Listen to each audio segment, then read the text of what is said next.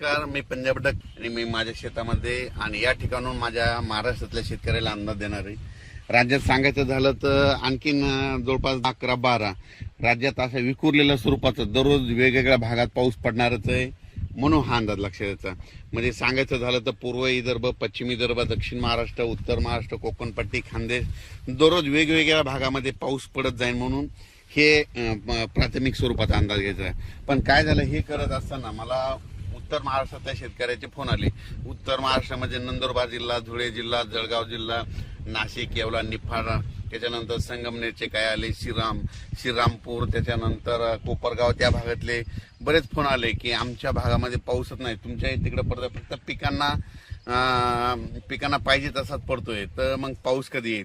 तर उत्तर महाराष्ट्रासाठी खास करून एक आनंदाची बातमी की उत्तर महाराष्ट्रामध्ये 15 ऑगस्ट पासून ते 22 ऑगस्टच्या दरम्यान जोरदार पाऊस पडणार आहे. म्हणजे तिकडं ना तुम्हाला सांगतो 16, 17, 18, 19 नंतर चांगला अतिवृष्टी देखील काय काय ठिकाणी होणार आहे, मुसळधार होणार आहे.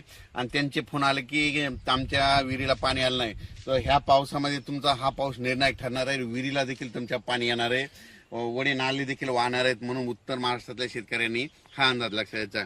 त्याच्यानंतर परत सांगू इच्छितो की मुंबई, पुणे, नाशिक, संगमनेर, इगतपुरी, ह्या कोकणपट्टी त्या भागातल्या सर्व शेतकऱ्यांना सांगू इच्छितो की तुम्ही काय करा, म्हणजे तुमच्याकडं म्हणजे 17 ते 22च्या दरम्यान, म्हणजे 17 ऑगस्ट पासून 22च्या दरम्यान मुंबई असो, पुणे असो, त्याच्यानंतर नाशिक, इगतपुरी या भागामध्ये अतिमुसळधार पाऊस पडणार आहे. म्हणून हे अंदाज लक्षात घ्या.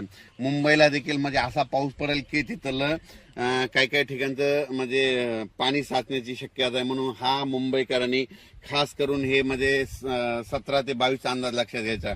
त्याच्यानंतर पुण्याकडे खूप पाऊस पडत असल्यामुळे तिथलं परत त्या नद्याला पाणी येणार, परत तळ्यांचं पाणी सोडावं लागणार.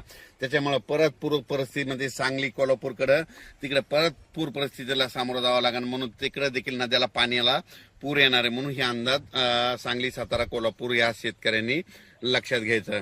त्याच्यानंतर राज्यातल्या सर्व मराठवाड्यातल्या शेतकऱ्याला सांगू इच्छितो की मराठवाड्यामध्ये आज देखील म्हणजे 10 ऑगस्ट पासून ते 13 ऑगस्टच्या दरम्यान म्हणजे मराठवाड्यामध्ये परभणी जिल्हा झालं, नांदेड जिल्हा झालं, हिंगोली जिल्हा झालं, लातूर जिल्हा झालं, धाराशिव जिल्हा झालं, बीड जिल्हा झालं, जालना जिल्हा झालं, त्याच्यानंतर संभाजीनगर, ह्या भागामध्ये आणखीन असा दररोजच म्हणजे पाऊस सुरू राहणार आहे. म्हणजे असं एकदम मराठवाड्यातला पाऊस आता एकदम असा बंद होणार नाही. आणि सगळ्यात महत्वाचं सर्व शेतकऱ्यांना महाराष्ट्रातलं सांगू इच्छितो की राज्यामध्ये मागच्या महिन्यात कसं समजा थोडी उघाड दिली होती, खंड म्हणजे 10-15 दिवस पाऊस पडला नव्हता, तर हे ऑगस्ट महिना संपूर्ण पावसाचाच जाणार आहे, याच्यात उघाड भेटणार नाही.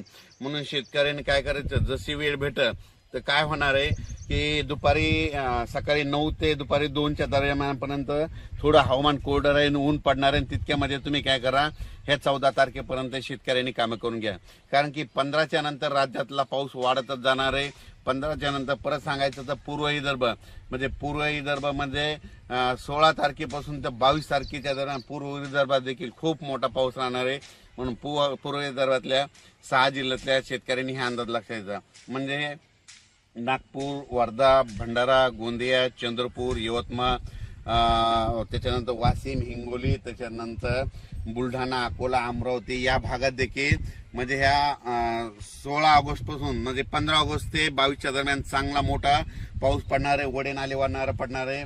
आणि तिकडं त्याच्यानंतर हे पाऊस जास्त विदर्भात असल्यामुळे तुम्हाला एक सांगू इच्छितो की विदर्भामध्ये जे खडकपूर्णा धरण आहे त्याच्या कॅचमेंट एरियात पडणार आहे. म्हणून खडकपूर्णाचं पाणी येलदरीला येते. मग ती खडकपूर्णा देखील ह्या 100च्या ऑगस्ट पर्यंत 100% भरून जाणार आहे. त्याचं पाणी परत येलदरीला येतंय. येलदरी आता जवळपास 82 झालंय, तर ते देखील भरणार आहे. त्याचं पाणी सिद्धेश्वरला जातंय. ती सिद्धेश्वर म्हणजे ह्या पावसामध्ये 3 धरणं तर आता हे 100% ऑगस्टच्या शेवटपर्यंत भरणार आहेत. म्हणून ह्या शेतकऱ्यांनी कॅचमेंट एरियातल्या म्हणजे लाभ क्षेत्रातल्या शेतकऱ्यांनी हा अंदाज लक्षात घ्यायचा. त्याच्यानंतर सांगायचं झालं तर आता हे म्हणजे परभणी, नांदेड, हिंगोली आणि जालना, बीड ह्या जिल्ह्याची तहान भागवणारं हे जायकवाडी धरण आहे. हे जवळपास 90-95 पर्यंत गेलंय.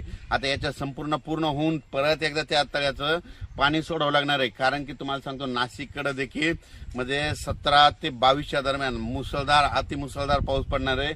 परत जे मारुतीचं मंदिर आहे ना, दुतोंड मारुतीचं, तिथं देखील पाणी देखील लागणार आहे, म्हणून हा अंदाज परत एकदा